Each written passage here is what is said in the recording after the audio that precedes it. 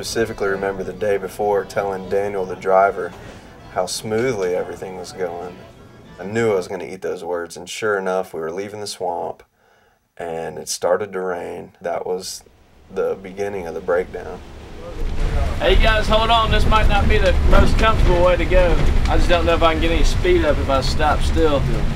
And we're running. We were going along and it rained, and then we lost all the power, and the only thing I can think of is losing the high gears if somehow the transmission messed up. I mean, I had no clue. We pulled over and waited, and then it ran again for an hour. I was irritated, but it's just part of the story. Thanks. Yes, ma'am. I've got a problem. I'm in an RV that we rented from y'all, and it's not wanting to go more than 30 miles an hour. This is a transmission fluid. That's where your gears all change. You know how long this dipstick is? That right there tells you that it's full. You know, like Jason was a huge help during that period, you know. I tell you what's wrong here. Y'all don't have 24-hour roadside assistance? You see this switch here? It's called a canuter snooter. And what happened is doubled up back against right tailor-dater. How's the main what conditions? And that thing jumped up the computer hooter-dooter.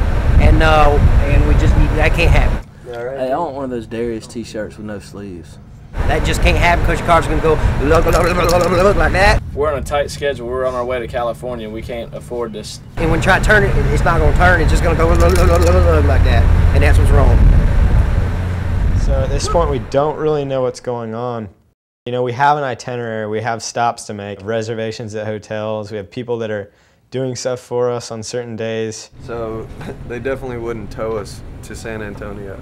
Went to a struggle. Like first it went slow and we thought we fixed it. It started back and finally broke down. Like that night, like it scared me. Like, man, I hope this don't mess the trip up.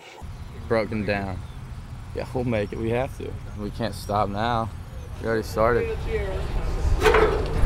Can you say a prayer and hope that everybody gets better? Wait till I'm through. I'm not through yet. Excuse me. Okay, amen. Like it was a little praying chihuahua and make it so like funny, like we was next to Taco Bell, like it could have been a Taco Bell, dog. The whole time that there was the breakdown, D was like, yeah, whatever. He was just happy to be away and experiencing things. Go right, go right, go right. I should have pulled it, but that RV's huge. Might break my wheelchair down like it was. We got back on the road going 30 miles an hour.